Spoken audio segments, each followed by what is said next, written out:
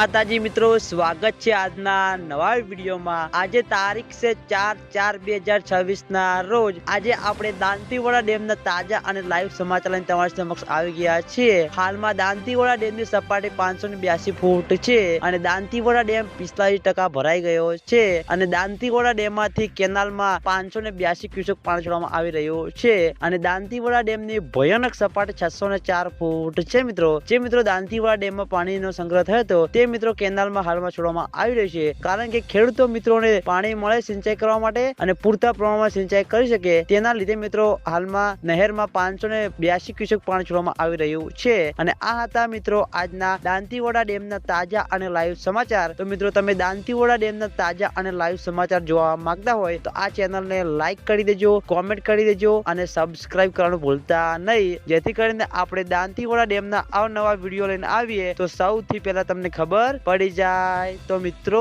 જય માતાજી।